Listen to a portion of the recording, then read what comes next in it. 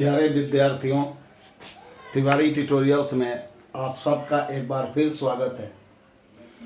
आज हम लोग यूनिट 1 का एक बहुत ही महत्वपूर्ण टॉपिक शुरू करने जा रहे हैं। आवेशित समतल चादर के कारण वैद्युत क्षेत्र, electric field due to a charged plane sheet. यहाँ ध्यान दें कि यह प्लेन शीट है, समतल चादर है। यह टॉपिक 2014 में बिहार बोर्ड में लॉन्ग क्वेश्चन के रूप में आया था। इससे इसी तरह का एक और टॉपिक है प्लेन कंडक्टर, समतल चालक। यह समतल चादर है। चालक मोटा हो सकता है लेकिन चादर बहुत ही पतला होता है। सीट पतली चादर, यानी चादर को कहते हैं से बेड शीट, बिछावन का चादर। तो यह आवेशित समतल चादर के कारण वैद्युत क्षेत्र निकालना है। कभी कभी क्वेश्चंस के रूप में हिंदी में तो चालक होता है परंतु अंग्रेजी में सीट होता है। हम लोगों के सिलेबस में प्लेन सीट पढ़ना है, प्लेन कंडक्टर नहीं पढ़ना है।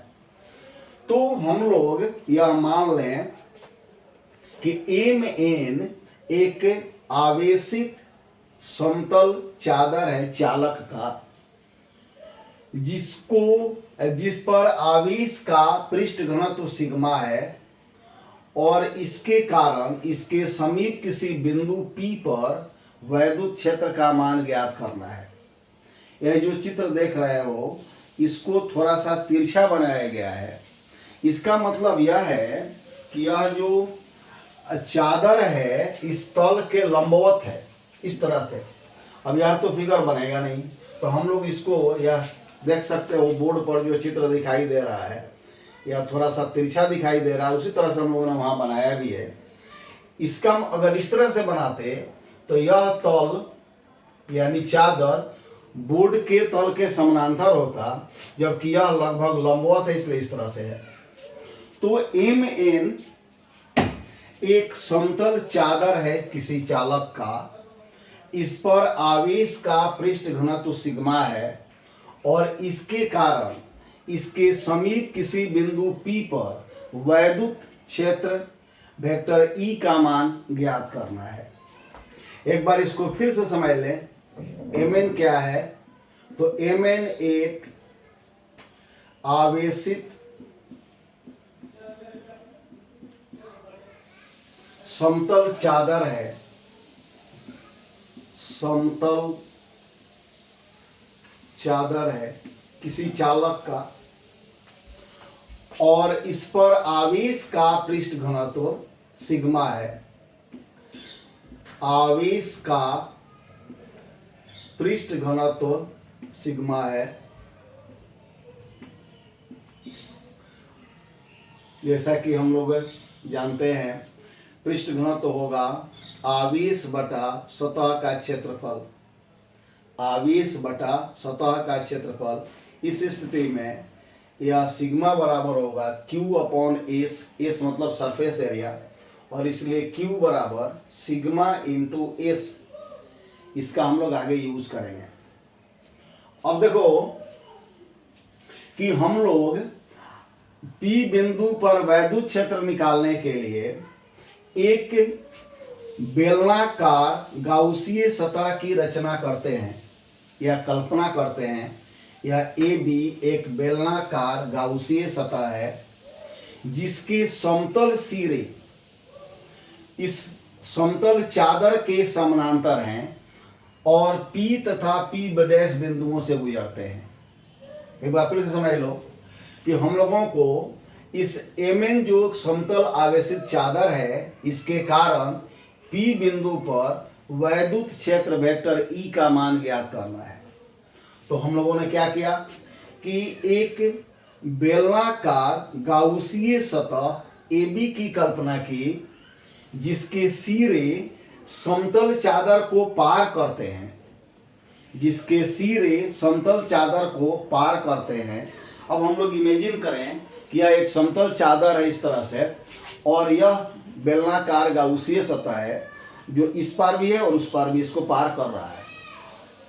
तो इस स्थिति में इस बेलन का यह जो सिरा है, सिरा द एंड सिरा, एक सिरा इस सतह के बाहर है, दूसरा सिरा सतह के उस तरफ है। तो हम लोग यह कहेंगे कि ए बी एक बेलनाकार, ए बी एक बेलनाकार गाउसीय सतह है, गाउसीय सतह है। जैसा कि हम लोग समझ सकते हैं कि अगर बेलन है तो इसके दो समतल सिरे होंगे, या एक सिरा ए बिंदु पर होगा और दूसरा सिरा बी बिंदु पर होगा।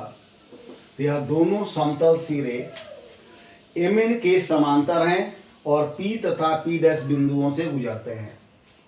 अब हम लोग पी बिंदु पर एक क्षेत्रफल अल्पांश की कल्पना करें, एक अल्पांश की कल्पना करें, इसका क्षेत्रफल ds होगा। ds बराबर अल्पांश का क्षेत्रफल, ds बराबर अल्पांश का क्षेत्रफल, ds बराबर अल्पांश का क्षेत्रफल। हम लोग एक पहले ए बिंदु पर अल्पांश निकालेंगे या मानेंगे, फिर इस अल्पांश पर वैद्युत फ्लक्स का मान निकालेंगे और उसी सूत्र को हम लोग बी के लिए लागू करेंगे। तो हम लोग पहले मान लेते हैं कि ए बिंदु पर कोई अल्पांश है, इसके सतह का क्षेत्रफल ds है और इसका अल्पांश सदिश यानी कि पी बिंदु पर अल्पांश सदिश वेक्टर ds है। पुनः पी बिंदु पर ही वैद्युत क्षेत्र वेक्टर E है,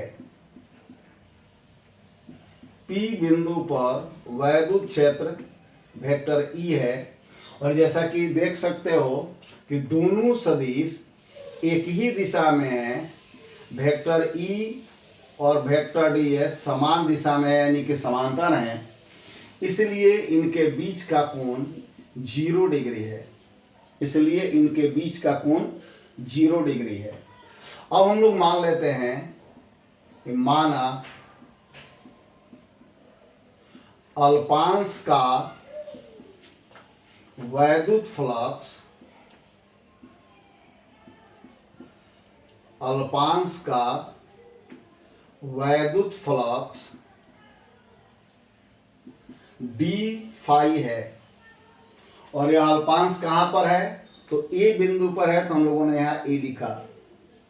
अल्पांश का वैद्युत फ्लक्स डी फाई है, वह अल्पांश जो बेलन के ए सिरे पर है उसका अल्पांश का वैद्युत फ्लक्स डी फाई है।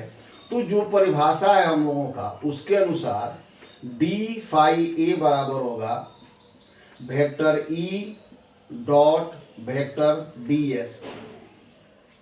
और हम लोग इसको पीछे भी कई बार लिख चुके हैं, यह बराबर होगा ई ds cos थीटा और यह बराबर होगा ई ds cos 0 डिग्री।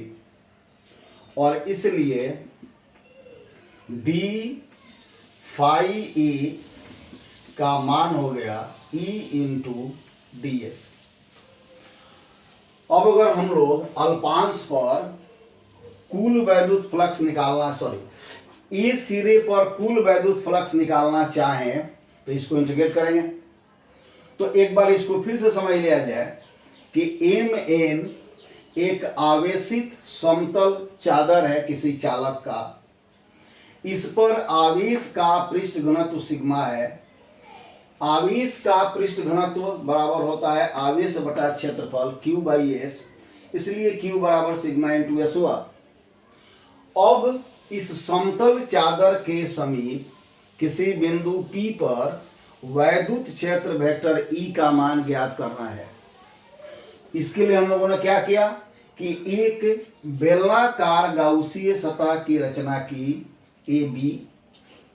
इस बेलन के दोनों समतल सिरे जो एक A पर है और एक B पर है, इस समतल चादर के समांतर हैं और P तथा P' बिंदुओं से गुजरते हैं।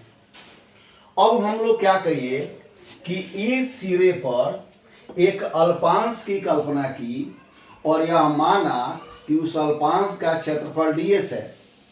पुनः कि इस ए सिरे पर जो P बिंदु है वहां अल्पांश सदिश वेक्टर ds है और P बिंदु पर वैद्युत क्षेत्र वेक्टर E है।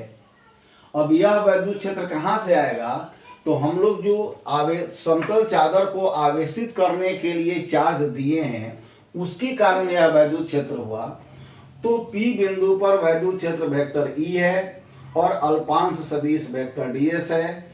जैसा कि चित्र से स्पष्ट है कि वेक्टर E और वेक्टर ds समान दिशा में है या समांतर हैं, तो इनके बीच का कोण शून्य होगा। अब हम लोग मान लेते हैं कि P बिंदु पर जो अल्पांश है उस पर वैद्युत फ्लक्स d फाई ए पर दिखाने के लिए ए बिंदु पर जो अल्पांश है उस पर वैद्युत फ्लक्स d फाई ए है, जो जैसा कि परिभाषा है d फाई ए बराबर होगा vector E dot vector ds और यह बराबर होगा E ds cos थीटा और यह बराबर होगा E ds cos 0 डिग्री, चूंकि थीटा का मान 0 डिग्री है तो इसलिए d फाई ए बराबर हो गया E इंटू ds। अब अगर हम लोग ए सिरे पर कुल फ्लक्स निकालें, अब ए सिरे पर कुल वैद्युत फ्लक्स, ए सिरे पर कुल वैद्युत फ्लक्स, इसको मान लेते हैं कि यह फाई ए है, तो यह बराबर होगा इंटीग्रेशन d फाई ए और d फाई ए का हम लोगों ने मान दिया है E इंटू ds, यहां से देख सकते हो, या फाई ए चूंकि वैद्युत क्षेत्र समरूप है इसलिए समाकलन से बाहर आ जाएगा, तो यह हो गया E वेक्टर ds और यह बराबर हो गया E इंटू एस। यहाँ पर S क्या हुआ? तो ए सिरे के सतह का क्षेत्रफल है। यहाँ पर देख सकते हो कि यह ए जो समतल सिरा है इसके पूरे सतह का क्षेत्रफल वेक्टर एस है। इसी प्रकार बी सिरे पर कुल वैद्युत फ्लक्स, इसी प्रकार बी सिरे पर कुल वैद्युत फ्लक्स अगर फाई बी मान लें तो यह बराबर होगा E इंटू एस। जैसा कि जानते हो बेलन के दोनों सिरे समान होते हैं, इसलिए दोनों सिरों के क्षेत्रफल भी समान होंगे। वैद्युत क्षेत्र समरूप है तो जो वैद्युत क्षेत्र ए सिरे पर होगा वही वैद्युत क्षेत्र बी सिरे पर होगा। जितना क्षेत्रफल ए पर होगा उतना ही सिरे का क्षेत्रफल बी पर होगा। तो अब अगर हम लोग कुल वैद्युत फ्लक्स निकालें या नेट वैद्युत फ्लक्स निकालें, इसलिए नेट वैद्युत फ्लक्स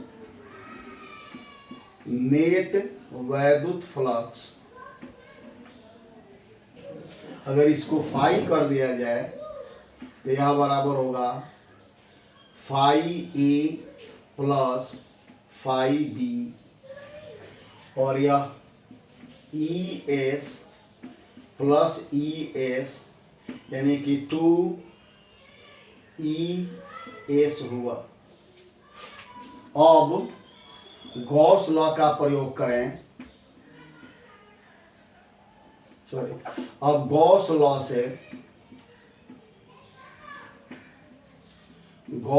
से फाई बराबर होगा Q upon epsilon zero. Phi का मान हम लोग दे सकते हैं 2ES यहां से, और Q का मान हम लिखे हैं sigma into S upon epsilon zero. यह एस कैंसिल हो गया, और यहां से वैद्युत क्षेत्र का मान मिला सिग्मा अपॉन 2 एप्सिलॉन जीरो। बच्चों, यह किसी चालक के आवेशित समतल चादर के कारण उसके समीप किसी बिंदु पर वैद्युत क्षेत्र का मान है।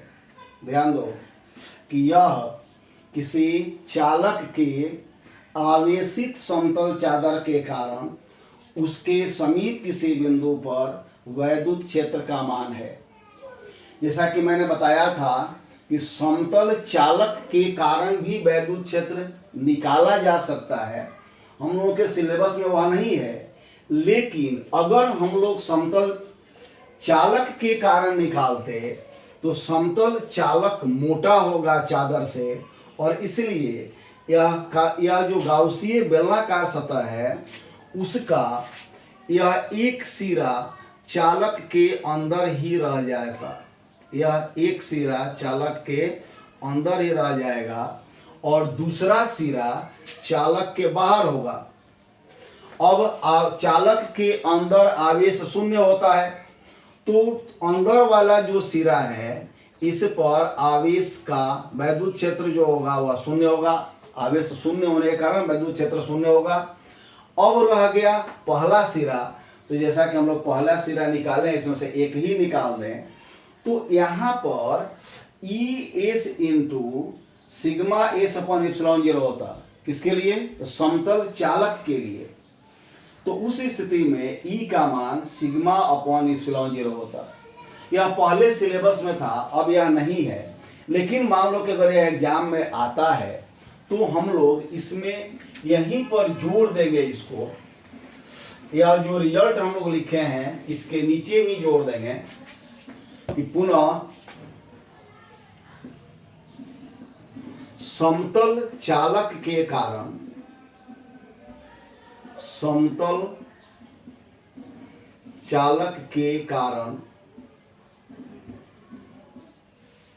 वैद्युत क्षेत्र, समतल चालक के कारण वैद्युत क्षेत्र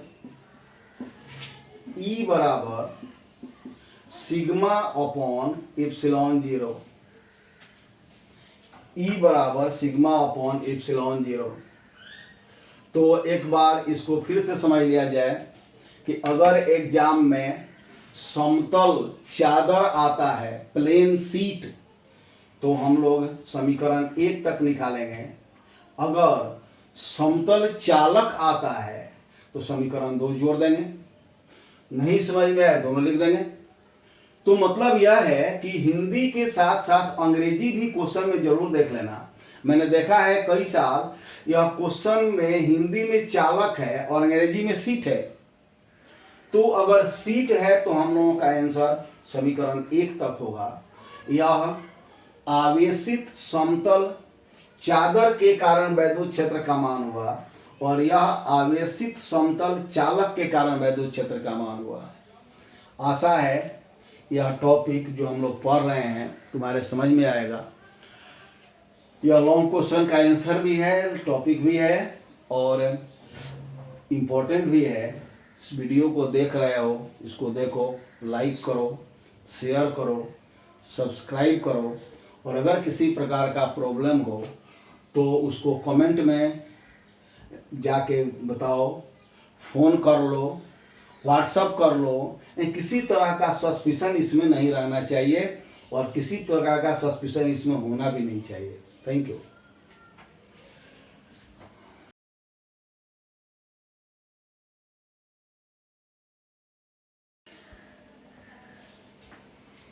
बच्चों, यूनिट 1 यानी कि इलेक्ट्रोस्टैटिक्स का एक और महत्वपूर्ण टॉपिक हम लोग शुरू करने जा रहे हैं, derivation of Coulomb's law from Gauss law.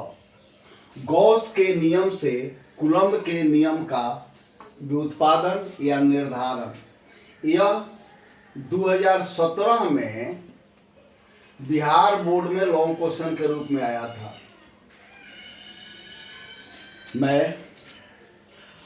वैसे बच्चों यह आधिकारिक तौर से हम लोगों के सिलेबस में नहीं है। सिलेबस अगर देखोगे तो गॉस के नियम के 3 एप्लीकेशन हैं। पहला है रेखीय चालक के कारण वैद्युत क्षेत्र का निर्धारण, दूसरा है गोलीय चालक के कारण वैद्युत क्षेत्र का निर्धारण, और तीसरा है समतल चालक के कारण वैद्युत क्षेत्र का निर्धारण। और यह तीनों हम लोग पढ़ चुके हैं, तीनों लॉन्ग क्वेश्चन में आए हुए हैं।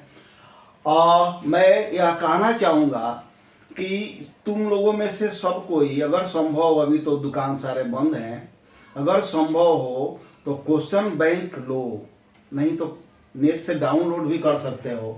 क्वेश्चन बैंक देखने से पता लगेगा कि यह क्वेश्चन कब कब आया है, कैसे आया है।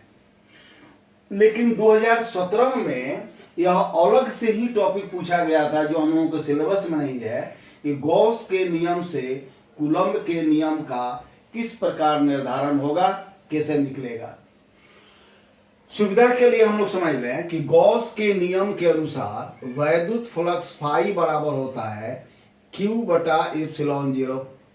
हम लोग इस सूत्र का यूज करेंगे इसमें निकालने के लिए। पहला कौन सी, तो गॉस के नियम के अनुसार वैद्युत फ्लक्स फाई बराबर Q बटा एप्सिलॉन 0 होता है, जबकि परिभाषा के अनुसार वैद्युत flux E into S into cos theta होता है। और इन दोनों की सहायता से हम लोगों को कूलम्ब का नियम निकालना है। जैसा कि जानते हो यह F बराबर 1 बटा 4 pi epsilon 0 Q0 upon R square या Q1 Q2 upon R square. यहाँ पर Q, capital Q source charge है। हम लोग इस सबको पढ़ चुके हैं, अगर वीडियो देख रहे हो तो ध्यान होगा। और Q0 टेस्ट चार्ज है।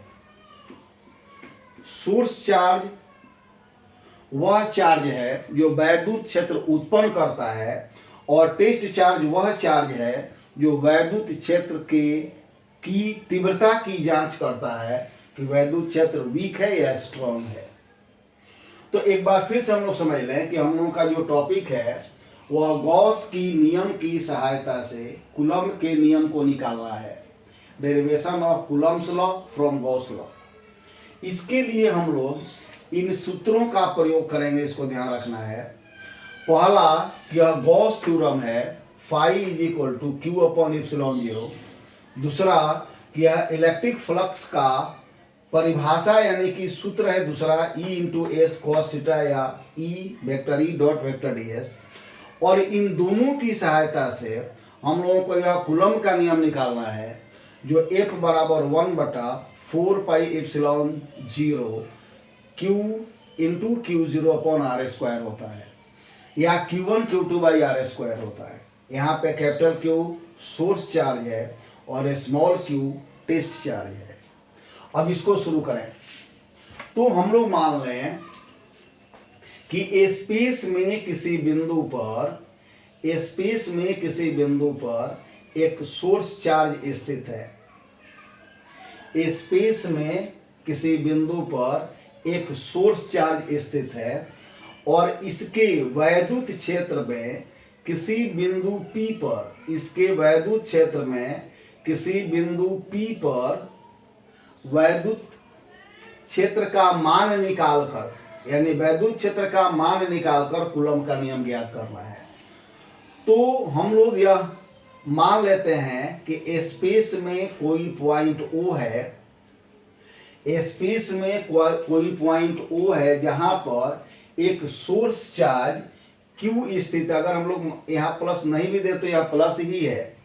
एक सोर्स चार्ज Q स्थित है और यह सोर्स चार्ज वैद्युत क्षेत्र उत्पन्न करेगा। इसके वैद्युत क्षेत्र में आवेश से r दूरी पर इसके वैद्युत क्षेत्र में आवेश से r दूरी पर P एक बिंदु है जहां इस आवेश के कारण वैद्युत क्षेत्र का मान ज्ञात करना है।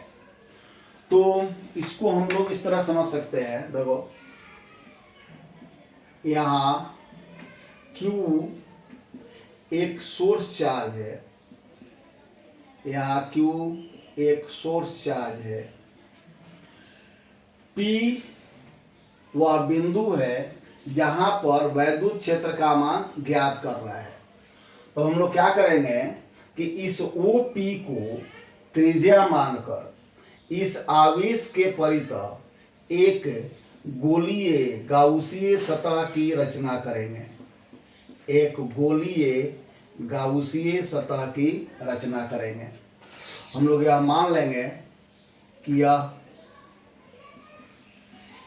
एक गोलीय गाउसीय सतह है जिसकी त्रिज्या OP = R है और यह P बिंदु इस गाउसीय सतह पर स्थित है, यह P बिंदु इस गाउसीय सतह पर स्थित है।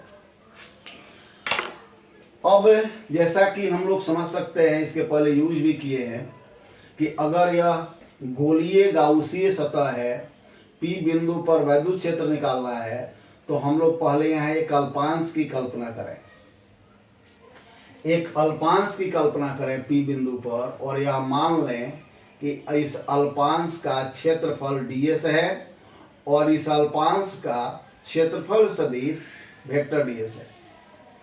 पुनः इस अल्पांश पर वैद्युत क्षेत्र वेक्टर E है, इस अल्पांश पर वैद्युत क्षेत्र वेक्टर E है। तो हम लोगों ने क्या किया कि OP को त्रिज्या मानकर एक गोलीय गाउसीय सतह की रचना की जिसके सतह पर P बिंदु स्थित है। अब P बिंदु पर एक अल्पांश की कल्पना की गई जिसका क्षेत्रफल है वेक्टर ds और जिसका क्षेत्रफल सदिश है वेक्टर ds। पुनः P बिंदु पर वैद्युत क्षेत्र वेक्टर E है, जैसा कि हम लोग चित्र में देख सकते हैं, दोनों सदिश समान दिशा में हैं, इसलिए इनके बीच का कोण 0 होगा। तो हम लोग यह मान लें कि ds जो है अल्पांश का क्षेत्रफल है, अल्पांश का क्षेत्रफल है, वेक्टर ds क्षेत्रफल सदिश है P बिंदु पर, वेक्टर ds क्षेत्रफल सदिश है P बिंदु पर, वेक्टर E वैद्युत क्षेत्र है, वेक्टर E वैद्युत क्षेत्र है वेक्टर E वैद्युत क्षेत्र है P बिंदु पर। जैसा कि चित्र से स्पष्ट है कि वेक्टर E और वेक्टर ds समांतर है या समान दिशा में है, तो इसलिए इनके बीच का कोण थीटा जो होगा वह 0 डिग्री होगा। अब मान लें कि अल्पांश पर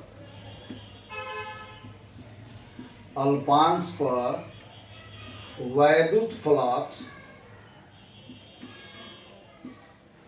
अल्पांश पर वैद्युत फ्लक्स d फाई है। तो जैसा कि हम लोगों ने पहले भी लिखा है, यह d फाई बराबर होगा vector E dot vector ds और यह बराबर होगा E ds cos थीटा। चूंकि थीटा का मान 0 डिग्री है, इसलिए यह हो गया E into ds cos 0 degree. cos 0 degree का मान 1 होता है, यह जानते हो, इसलिए d फाई बराबर E इंटू ds हुआ, d फाई बराबर E इंटू ds हुआ। अब हम लोग इस पूरे गाउसीय सतह पर वैद्युत फ्लक्स का मान ज्ञात करेंगे। तो यह लिख रहे हैं कि अब पूरे गाउसीय सतह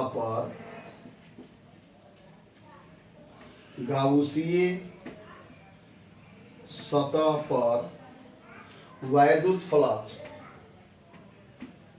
पूरे गाउसीय सतह पर वैद्युत फ्लक्स, अगर हम लोग इसको फाई मान लें तो यह बराबर होगा इंटीग्रेशन डी फाई, और डी फाई के बदले लिख सकते हैं integration E into d s. E वैद्युत क्षेत्र है जो समरूप है, इसलिए समाकलन से यह बाहर होगा और यह बचेगा E into integration D S. अब यह बराबर होगा ई इंटू एस। एस गोले के सतह का क्षेत्रफल हुआ, इसलिए यह बराबर होगा E into 4 pi R square, E into 4 pi R square. यह एस का मान हुआ, एस हुआ पूरे गोले के सतह का क्षेत्रफल। अब गॉस लॉ का यूज अगर हम लोग करें, गॉस लॉ से, तो फाई बराबर होता है Q अपॉन इप्सिलॉन 0।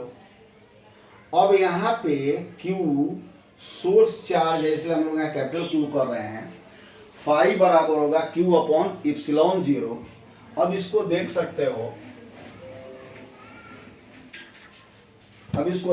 हो, कि अगर हम लोग फाई का मान रखें, कहाँ से रखें, तो यहाँ से फाई का मान रखें, फाई के बदले क्या रखें, तो E into 4 pi R square रखें, तो यह बराबर होगा Q अपॉन इप्सिलॉन 0। तो इससे स्पष्ट है कि E इज इक्वल टू होगा Q upon 4 pi epsilon 0 are square. इसको हम लोग समीकरण 1 मान लेते हैं, यहाँ पर जैसा कि हम लोग लिखे भी हैं, E वैद्युत क्षेत्र की तीव्रता है। अगर याद होगा तो हम लोगों ने लिखा था कि वैद्युत क्षेत्र की तीव्रता संख्यात्मक रूप से इकाई परीक्षण आवेश पर लगने वाले वैद्युत बल के बराबर होता है। तो E का वैल्यू या मान है F बटा Q0। Q0 क्या है, तो टेस्ट चार्ज है, परीक्षण आवेश है। तो हम लोग अगर समीकरण 1 में इसका मान रखें, तो F upon Q0 is equal to Q upon 4 pi epsilon 0 are square. अब बहुत आसानी से समझ सकते हो कि F is equal to Q into Q0, अगर 4 pi epsilon 0 are square, Q into Q0 upon 4 pi epsilon 0 are square, F का मान। तो इसलिए हम लोग इसको इस तरह भी लिख सकते हैं, F is equal to 1 upon 4 pi epsilon 0 Q into Q0 upon R square. यह कूलम्ब का नियम हुआ, जिसका हम लोगों ने निर्धारण गॉस के नियम से किया।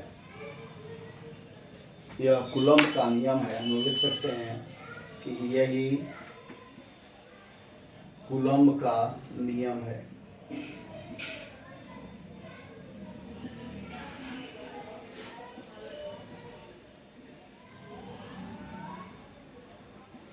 तो इस टॉपिक को एक बार हम लोग फिर से दोहरा लेते हैं संक्षिप्त में। हम लोगों को करना यह था कि गॉस के नियम से कूलम्ब का नियम निकालना था।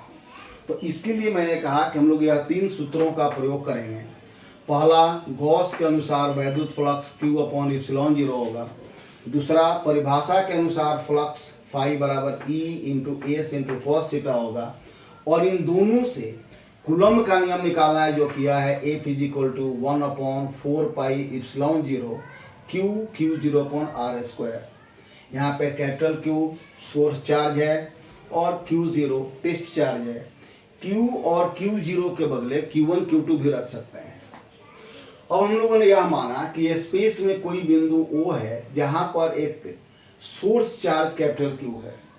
इस सोर्स चार्ज के कारण यानी कि यह सोर्स चार्ज वैद्युत क्षेत्र उत्पन्न करेगा और उस वैद्युत क्षेत्र में चार्ज से r दूरी पर P एक बिंदु है और इस बिंदु पर हम लोग वैद्युत क्षेत्र का मान ज्ञात करना चाहते हैं। तो हम लोगों ने क्या किया कि O से P को यानी r को त्रिज्या माना और एक गोलाकार गाउसीय सतह की रचना की। जैसा कि चित्र से स्पष्ट है कि यह P बिंदु इस गाउसीय सतह के यानी कि गोले के सतह पर है। अब P बिंदु पर हम लोगों ने एक अल्पांश माना और यह माना कि अल्पांश के सतह का क्षेत्रफल ds है और अल्पांश पर क्षेत्रफल सदिश वेक्टर ds है। पुनः इस सोर्स चार्ज के कारण जो वैद्युत क्षेत्र उत्पन्न होगा P बिंदु पर उसका मान वेक्टर E है। तो बाकी बिंदु पर क्या होगा?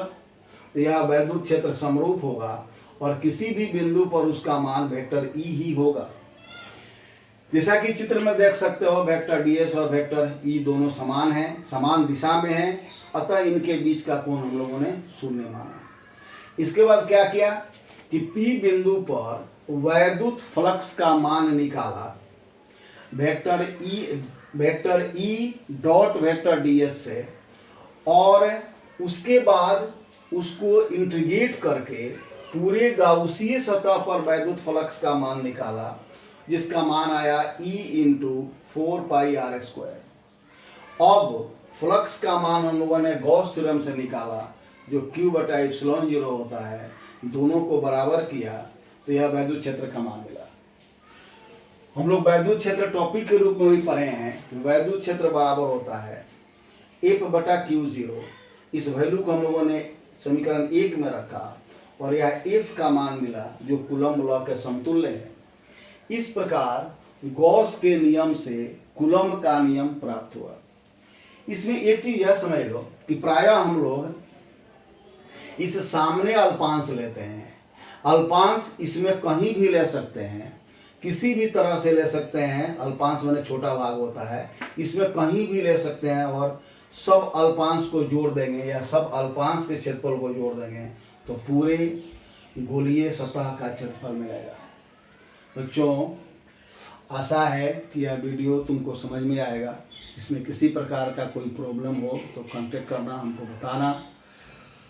आगे हम लोग इस तरह से वीडियो निकालते रहेंगे।